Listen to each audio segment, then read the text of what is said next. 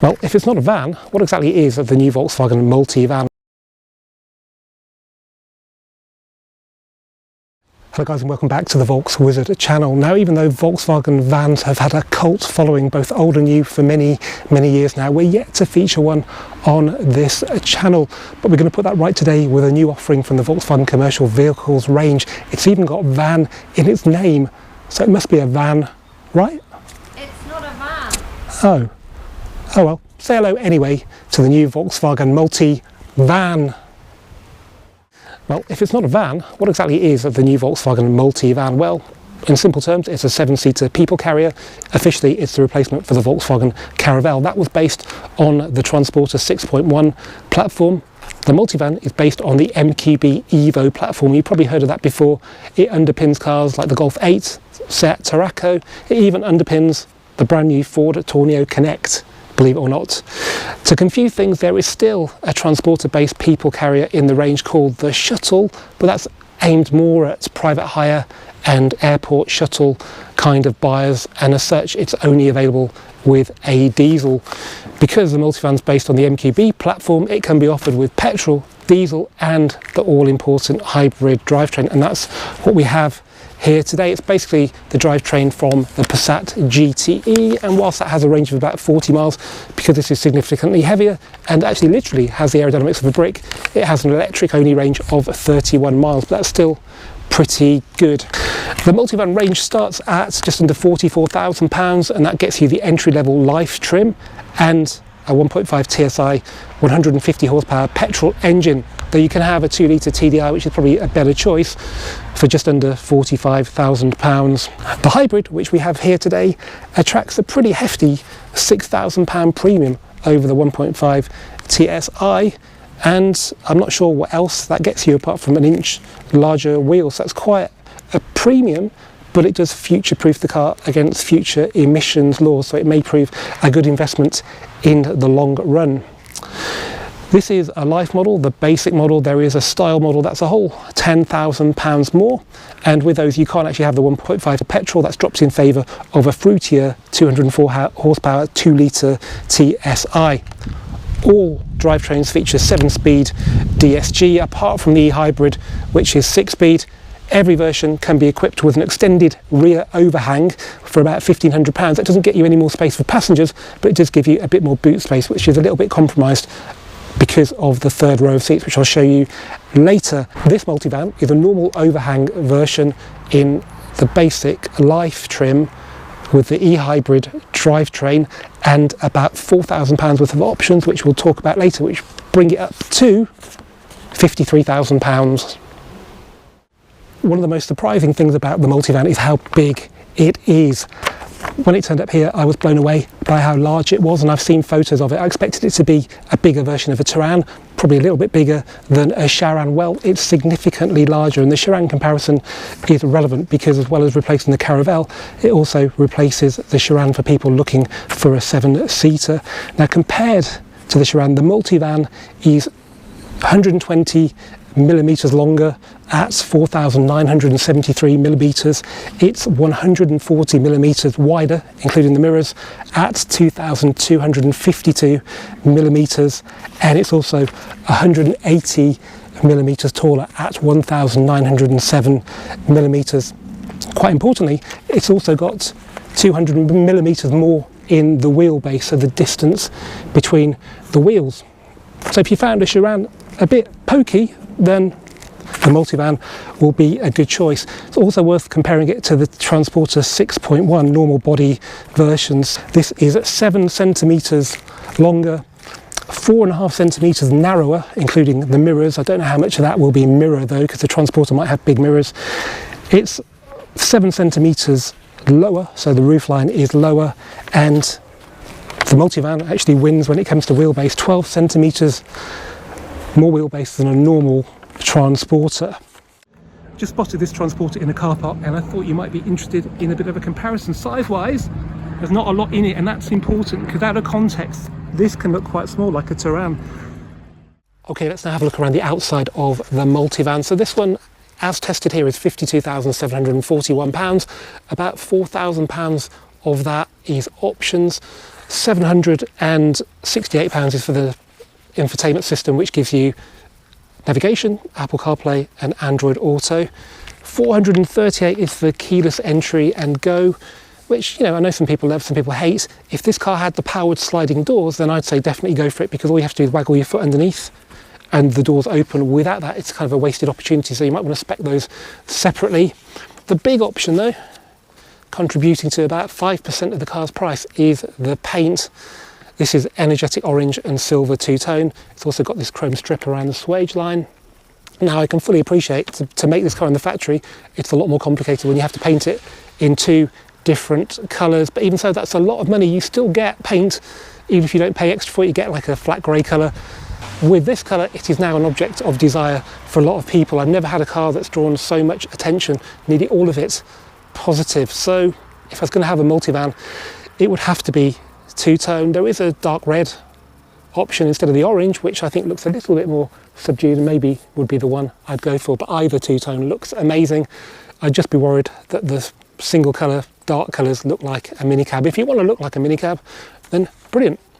Okay, now let's have a closer look at the design. So at the front, it's a mixture of the Transporter 6.1 and the ID Buzz electric vehicle that's actually available to order right now. It's all colour-coded, there's no black plastic. We've got the radar very visible, not hidden behind a badge. That's for the front assist and for the adaptive cruise control. The wheels on this one are 17-inch. On the 1.5, they're a bit smaller, but I don't think wheels are so important on this kind of vehicle as they are on, say, a hatchback, because there's so much else, and the kind of colour on this one sort of overpowers your wheels. Worth pointing out, we have the charging point here for the hybrid system. So that's the driver's side front, and the fuel filler is on the passenger side rear. That's quite unusual for a Volkswagen to be on that side. We've got a bit more shape to the side of the multivan than you get on a Transporter, so somebody's had a go at designing that. It's not just a big box like a Transporter. There's a bit of flaring there to the sill. Whether that's just for looks or aerodynamics, I'm not sure, but it looks really good. Not really much else to report. The back though is interesting, so it's very different to a Transporter. We've got lights that go into the tailgate. That's very similar to the Touran and the Sharan. I think it's a distinct nod that this is really a passenger car more than a commercial vehicle. We've got the spoiler as well, which is pretty funky, and it's got these wind deflectors on the side there. I'm sure that's for aerodynamics to increase the range, which is important with a hybrid, more so than the other drivetrains. We've also got the up and over door, but it's not powered. It's got a powered latch, but it doesn't actually come out powered. So again, that's a different, most Transporters have got the barn doors that open sort of left and right, but having that makes it look more of a sort of a passenger vehicle rather than a commercial vehicle. Importantly, underneath, and it's no new thing really, Transporter had this, we've got independent rear suspension. Look at those big chunky rear arms, but they've got to be chunky because this is a 2.2 ton vehicle as tested, so that's pretty much half as much again on top of a Golf. Right, let's have a look inside. Now, as well as the size of the thing, I was really blown away by the interior quality. Volkswagen boast about it on their website, and they are right to do so. It reminds me of Audi A4, Audi A6 levels of quality. Check out that carpet. It's got that sort of pile to it that we used to get in the Audi A3 before it was replaced in 2020. And yeah, that's really nice. You would have that in your house. The floor mats, sorry, they're a bit dirty, are just the same. There's a lot of plastic because there's a lot of dashboard and a lot of door card, but it's all pretty good quality. And all the multivans have got this two-tone interior, which really lightens up the interior, even without the very expensive panoramic glass sunroof, which is optional, which we don't have here. Just like the paint job, it's quite an expensive option, about £2,400. And just like the paint job, if you don't have it, you're kind of missing out on the multivan experience, but it can get very expensive if you go the whole hog. The seats sensibly are dark where it matters, and actually the carpets are dark as well, so it should stay pretty clean, even though it's got quite a bit of light plastic in there. Four-way adjustments on the seats as well mean they are super comfy, and this is the lowest setting on the seat. You can go a lot higher, and even at this setting I'm eye to eye with most van drivers. The door card's huge, and it's got 2 levels to it. In the lower one, there's this bin with a bin bag, which is pretty cool. I'm not sure what you put in there, but hey, it's a nice touch. Chrome tips on the electric window switch is always a sign they've had some budget on the interior. The dash top is interesting. At the back, it's hard, scratchy plastic. At the front, again, it is not padded, soft plastic. It is hard, but it's textured, so it looks pretty good. There's storage in here, although I can't actually see in there, so I might end up losing stuff in there. We've got more storage here, though, which you can see into pretty easily. That's the upper glove box and a lower one. There's a nice sort of brushed aluminium finish on there that continues onto the doors, but it is probably plastic. 2 cup holders in this pull down sort of tray here, and there's another tray there you can lose your hand in, so it's pretty practical. A big sort of feature of the Multivan is this central console, which can move back, so if you've got it, you've got 5 cup holders in total, and even a tray that I'm sure works if you put it in the right place and get rid of the armrests. If you lose that though, you're just stuck with the 2 cup holders, which for some people, like me, I like to have a water bottle and a thermal mug with tea in it. So yeah, if you come with me in this, you would really be hoping nobody would be in the back commandeering this. Now, let's talk about the thorny subject of the user interface. Cut long story short, this has been fully Mark 8 golfed. It's not a halfway house like the Tiguan and the Arteon and the T-Roc. It is, apart from the steering wheel, 100% Mark 8. I'll come back to that in a sec. So we have got the stubby shifter on here now, which is a bit hidden by the steering wheel, and it's a bit dull, isn't it? It could do with some sort of styling to it, but it works really well. Got the electric parking brake up here, again with auto hold on. It might be in a practical position here, but you don't actually never need to touch it. We have got the shortcuts. I'll just start it up. We've got the shortcuts here for the assist systems, the parking sensors, the climate control, and the mode, which is basically for the electric drive. It's just starting up. It does take a bit of time. A bit of a disappointment was that yes, we still have the unlit sliders for the temperature, but they're not the disappointment. The fact is that we don't have climate control. We've only got manual air conditioning, and with a glassy vehicle like this that gets very hot when the sun gets on it, not having climate really is a bad thing. You have to constantly adjust the temperature yourself, when with climate you set a temperature and the vehicle automatically adjusts the temperature accordingly. So that is a bit of an oversight, but you can fix that in the options list. They are still unlit, and because you're using them more, that is more of an issue. But just like with Golf 8, you can just touch in here, you go straight to the climate display, or press the shortcut there. And I just show you that's the assist system screen. That's the parking sensor menu with the standard rear camera. We've got front and rear sensors, which is very useful on a vehicle this big. And then driving modes, well, you've only got electric mode and the hybrid mode, so not an awful lot to play with there. And if you haven't got electric charge, obviously you can't go into electric mode. So yeah, it's Mark 8 Golf. Got the virtual cockpit as well, which is configurable. You can have navigation in there as well, should you wish, but only one at a time, either on there, not simultaneous on this version. Headlight switch is Mark 8 Golf, so if you want to turn the lights off at night and drive around with your DRLs on, it won't actually let you. It just puts the lights on, which is good and bad. When you're filming, that's a real pain. Okay, steering wheel, it's got buttons. You'll be glad to know there were some very early Mark 8 Golfs. I reviewed one in June 2020, had this steering wheel, and I'm sure most people will be happy to get it. We've got little paddles on the back, which you can actually change gear with as well. So yeah, that's pretty cool. And to turn the lane assist off, it's actually easier probably than the button on the end of the stalk you see elsewhere. Press that, press that, press that. You'll do it every time, but it will become second nature. So yeah, it's a nice place to be. We've got these extra windows at the front as well, I've just noticed, but I'm pretty sure they're normal on sort of vehicles of this shape with very short bonnets and very long dashboards. Okay, let's turn that off. By the way, start button there for keyless. It's hidden behind the steering wheel spoke. Not the best position, but I'm sure you get used to it. Now let's have a look at the seats, because that is what a multivan is all about. We've got a sliding door, which, because it's a novelty to me, is still quite fun. Well, it's even more fun when they're powered, so yeah, tick that box. Okay, so 7 seats and 7 adults can sit in here. There are no compromises really. Everybody, even Joe Kiddies, should be comfortable in here. We've got easy entry function on these seats, so you just use that lever and push the seat forward like that. I can even do it with the camera in my hand. And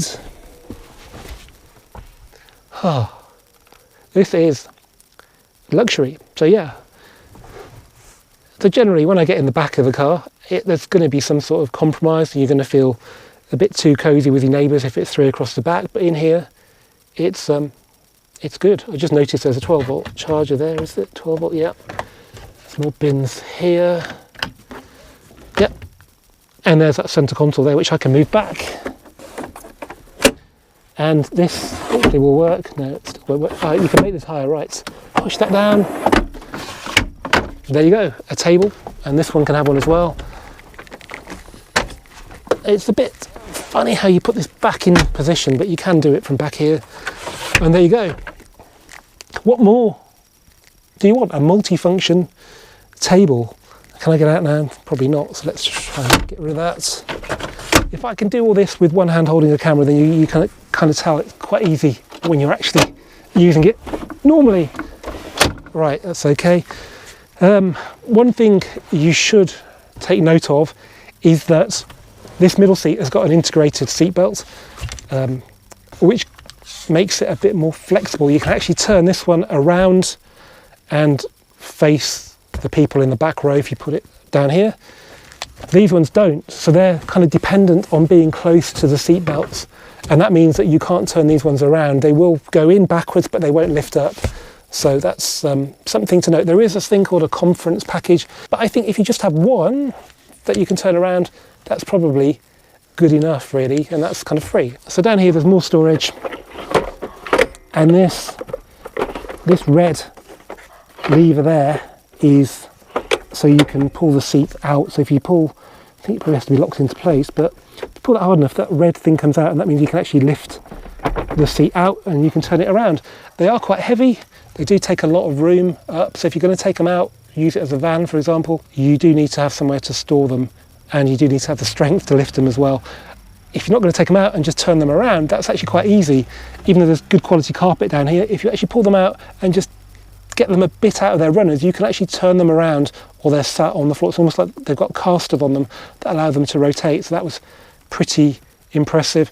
And then if you've had a Tiguan or the other ones before that have got these funny seats, you know you can have them down or up. Yeah, safe to say it's pretty flexible, it's pretty comfortable, and it's pretty luxurious as well. There's even, look at that, you can't get sometimes the trim from the front doors on the back doors of a lot of Volkswagens, but we've even got them back here in the back of this multivan, yeah, and on the doors as well. And there's actually USB, I don't know if you can see USB ports in that door pocket down there, massive door pocket. I guess the only downside with these things is that you can't drop the rear windows. There is a separate, even on this manual air conditioning car, there is a separate section for controlling the temperature at the back, so they have thought about that. Got these little beetle type hooks there for getting in. Yeah, let's try and open the door from the inside actually. I don't think I've done that before. Yeah, that's really easy, and they just go by themselves.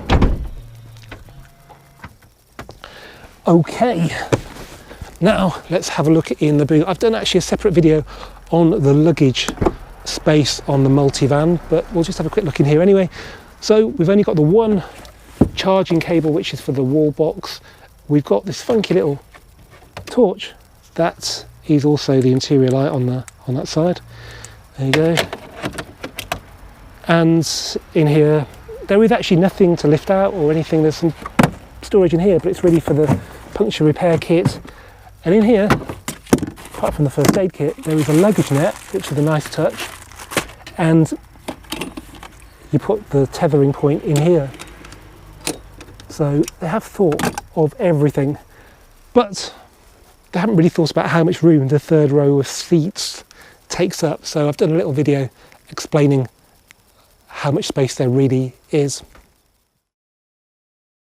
Right, we've got a real practical experiment to test the Multivan's luggage space. It's got about 469 litres, I think, which is a bit bigger than a Golf, but a lot of it's in the height of the boot, not the depth of it, because we've got 7 seats. There's a lot of compromise, and this isn't a long wheelbase version. If you want more luggage space, go for that. But that'll make it even bigger, I think over 5 metres long. Now we do have keyless entry on this car, but we don't have power tailgate, and that's probably quite a good thing, because if you're used to a hatchback, you won't be used to a tailgate that kind of has so much swing on it, so it'd probably be easy to damage it if it opened by itself. Now in here we've got the parcel shelf, which can easily come out, but we don't have enough depth to carry these wheels, which I've got to take down to Surrey today. So if I show you, this is a 19-inch wheel off a Golf. It's not massive, it's probably twice as long as it needs to be to fit in, but we can move the seats forward.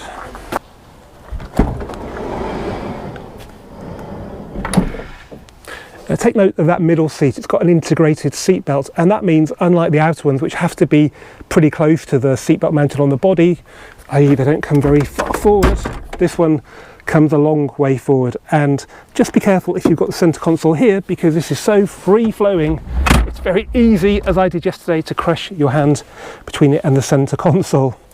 But the good news is that we do get a bit more room then, and it's actually perfect for something round like a wheel. I'll just shift this seat forward as well. They do move really easily. I could of course take them out, but the reason I'm selling these wheels is because I don't have a lot of space in my garage, and I might be able to accommodate one seat, but there's no real point if that middle one goes so far forwards. Let's see if that makes any difference. Okay, well let's just fold these forwards. Let's give us a bit more height. I'm not sure that's going to help. Let's get them stacked up anyway and see how we get on.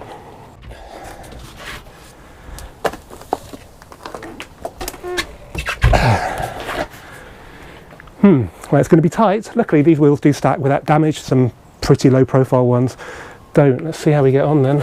On the plus side as well, they're not going to move much because there's not a lot of room, although yeah, they should be okay. With the tailgate shut, they're going to be jammed in. Will it shut though? It works. Right, let's get in the Multivan and head down to Guildford, and I'll give you my impressions on how it drives. I'll show you the starting process. So foot on the brake, press the start button. There should be a bong to tell you the car's ready to go, which is that one. It says ready on the dashboard. So it does like to start in electric mode if it's got some charge, and off we go silently.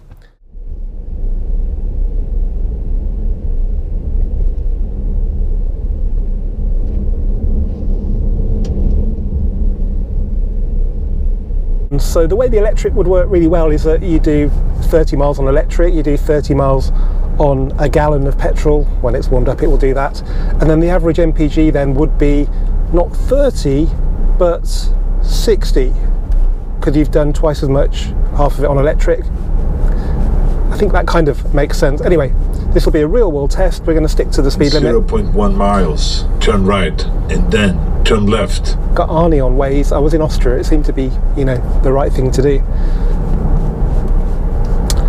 But yeah, it's nice. It's wide, but you've got a really good view from here. It's higher than a lot of SUVs. Turn right and then turn left. You look down on SUVs largely. I think I pulled up alongside a new Defender and I was eye to eye with the driver, so that gives you some idea of the driving position. Turn left. Thanks, Arnie. I'm not particularly a big fan of having a 1.4 petrol engine under the bonnet or something this big. It does sound a bit gruff. 1.4 sounds really dated to me, but it's okay. I haven't really driven it on a motorway yet, so this will be interesting when we get there. We'll talk about the dynamics of the driving later on, because there is actually a lot to talk about, but now we're just being a steady wheel delivery driver, trying to get the most of our MPG and just trying to use as little mental energy as possible on this journey, and having a good view helps. What I should also mention is that even though this is badged as a sport mode, it's got the S you see on, you know, normal gearboxes, normal powertrains. When you put it into sport, half a mile at the roundabout, turn right. it doesn't drop gears, it just engages the regenerative braking, which can work automatically if you have it in normal mode, which uses like nav information and stuff to work out when to do it. But in this mode, it's pretty strong. So I mean, I've driven it without using the brakes. We're coming to this village now from a 40 to a 30. I'm coming off the gas. It's downhill. We've got probably 2 tons of car now, and I'm already at 30 and haven't touched the brakes, and that deceleration there has harvested a bit of electricity that the car will use when we're going downhill. Like now, it's actually, the engine is switched off. 0.1 miles Arnie hasn't at switched the off. roundabout, turn right. And now it's come back on again. So it's pretty clever when it comes to harvesting, but you do have to select the sport mode, which isn't sporty. Look, I'll switch from sport to drive. It doesn't change gear. That's a good thing. So literally all it is the regenerative braking. Okay, let's get on the motorway now and see what it can do at 70 miles an hour. Okay, we're just under an hour into the journey. We've done 42 miles at 51 miles per hour. MPG is not bad, 34.9. It's managed to harvest 3 miles of electric range as well. It's funny what you notice when you've been in the car for a little bit longer. There's quite a lot of wind noise. I think it's primarily these massive rabbit's ears door mirrors, which you do need with a car like this, but obviously, again, there is some compromise. Okay, now we're just going up the Princess Risborough cutting on the M40. This is quite a steep bit of motorway, and some cars even can feel a bit sluggish here. We're still in 6th gear, it's not changed down. We've only got 250 Newton meters of torque from the petrol engine, which isn't a lot. That's like just a bit more than an up GTI, and this car is probably virtually twice as heavy. But no, it's coping all right. It's ticking over just over 2,000 RPM.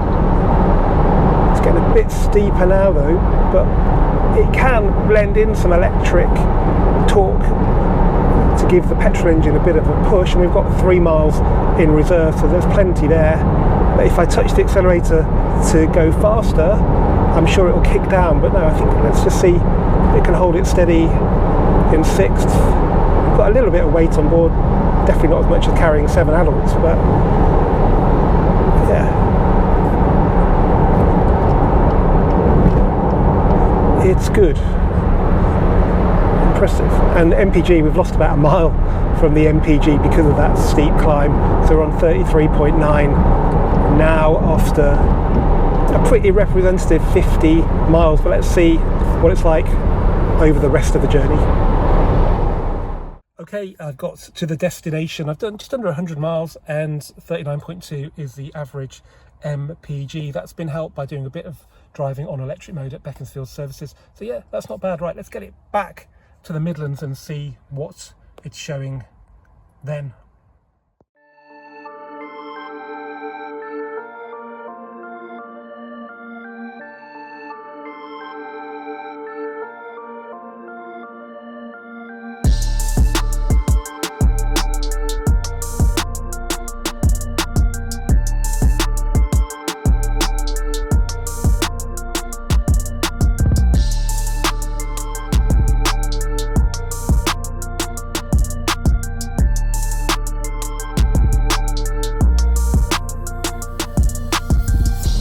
Well, I'm back in Warwickshire, and I'm pleased to report the Multivan did pretty well over just over 4 hours of driving, just under 200 miles.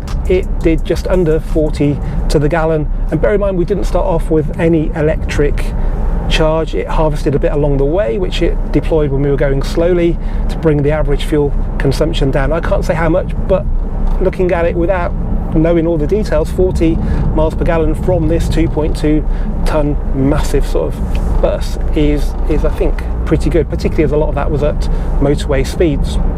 Although the M25 was shut on the way back, and Waze did divert me down some country roads, and I did kind of notice that the ride was a little bit crashy. It didn't like sort of manhole covers and things like that. I think it's fine. You can spec DCC if you want. It's about £1,200. I don't think you really need to, particularly if you keep to these relatively small 17-inch wheels with big chunky tyres. But the upshot of that is that it does handle really well, as I will show you later. Let's talk about the performance. And now, on electric alone, you've still got pretty much an up GTI under the bonnet. 150 metric horsepower, 250 newton meters of torque. That's actually more than an up GTI. If you combine petrol and electric, you get 218 metric horsepower and 400 newton meters of torque, which is exactly the same torque as my Mark 8 Golf GTI Club Sport, although this is, you know, quite a lot heavier.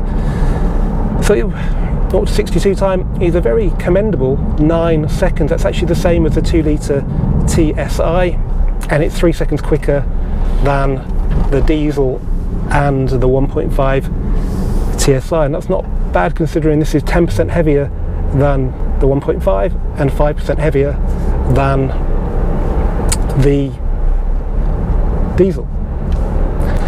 Obviously, we have the electric boost function available when you're driving, and you see a little boost logo appear on the dashboard to show that it's bolstering the petrol with the electric. Then it does make this 1.4 feel so much more potent than you would expect when it's strapped into this massive 2.2 ton behemoth. Now let's talk about the gearbox. So we've got 6-speed DSG, and they're not normally the smoothest. It's actually okay, but they're at their worst with slow speed manoeuvring, and this car has a solution to that. Basically, at slow speed manoeuvring, you're only using the electric motor most of the time, and there's nothing smoother for slow speed manoeuvring than an electric motor. There's no clutches or anything like that. It just dispenses the torque really, really beautifully. Sounds a bit excessive, but it does. It's really great at low speed manoeuvring. My drive's quite steep, and reversing at that in any car, particularly in automatic, can be a little bit painful. Now we can talk about the brakes. Well, I've been driving it in full regen mode, S for slowdown mode. On some hybrids, you can feel, and electric vehicles, you can feel an inconsistency to the braking when you actually have to use the brakes on those rare occasions. On this car, I haven't noticed that at all, so that's a really, really good thing. Now, I think we should talk about the handling, because for me, that was the biggest surprise. Partly, I suspect, because this is a wide car, and that means that the wheels, the front wheels and the back wheels are spaced out quite far apart. That means it's got a wider track, which gives it stability in corners that, you know, Golf-sized cars can't have. Okay, we're a bit taller, but you've got to bear in mind all that weight is low down, and unlike an SUV, that weight is lower because the ground clearance isn't a thing about people carriers, it is about SUVs, so you have to raise all the weight up in SUVs. That's why stuff like this, when it's an SUV, needs that 48 volt anti-roll bar technology you get in on the Q7s and I think the Touaregs and the Bentley Bentayga. This probably weighs similar, but because that weight's low down, including the battery on this hybrid, it doesn't need all that. It's just got independent rear suspension, and other than that, it's pretty conventional. So this corner's pretty nasty, and it's just got a nice weight to the steering. There's no driving modes as such, it is what it is. And you know, there's a bit of deflection from the broken edge of this road, but it's okay. Turning here, I'm not scared. Well, I was a bit, but only because we've got pretty average Hankook tyres on this thing. And what you notice, like a lot of MQB cars, is when you turn in, the back end of the car leans in as well and just takes the pressure off the front tyres, just like it does in a Golf.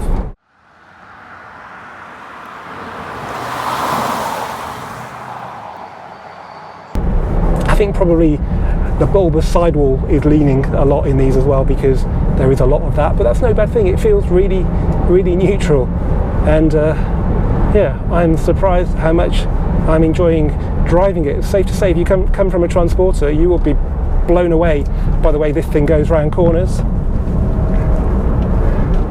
And if you come from a Golf, I don't think you're going to be disappointed.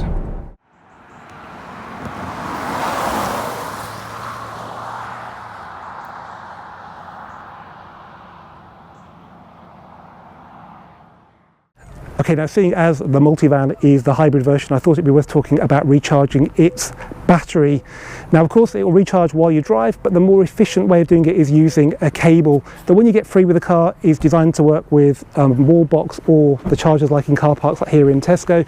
The 3-pin plug one is an extra cost option, and actually it's not much slower to charge with one of those. It takes 5 hours versus 3 hours 40 with this cable and this type of charger. It's not a very fast charging system in the Multivan. However powerful the charger is, it's still going to take 3 hours 40 to charge up. Now in this Tesco we've got a 7 kilowatt, we've got a 22 kilowatt and a 50 kilowatt. They're all free apart from 50 kilowatt, and they only charge 28p per kilowatt hour from that. So it's a partnership between Volkswagen, Pod Point and Tesco. Now to charge, all you need to do is open the charging port here and put your cable in. The two ends are different. The bigger one goes in the car, put the other end into the charger, and very importantly you have to go on the Pod Point app and confirm the charge, otherwise it will stop after 15 minutes. And that's it. Go and do your shopping and you'll get quite a lot of electricity for free. So that is a result. It's so good, this network, it makes me want to get a proper electric vehicle. Well guys, after all that, I hope it's pretty clear what the Multivan is. It's not a van, but it offers all the space of a van. It drives more like a car than a van, and the quality of its materials inside would put some of Volkswagen's cars to shame, let alone their vans. It's not cheap, particularly if you go for the hybrid drivetrain or start adding options, but if you can use all that space on a regular basis, then I can see the value, particularly when its main rival, the Mercedes V-Class, starts at £64,000. For that, you could have a Multivan style with the hybrid drivetrain, the panoramic glass sunroof, and that all-important funky two-tone paint. What more could you want? Well, you might want Volkswagen's new all-electric people carrier, the ID. Buzz, which arrives in the UK later this year. I can't wait to find out if that justifies all the hype, and I look forward to sharing that with you in a review very soon. As ever guys, thanks for watching this Volkswizard video. Keep subscribing and I'll see you for the next one very soon.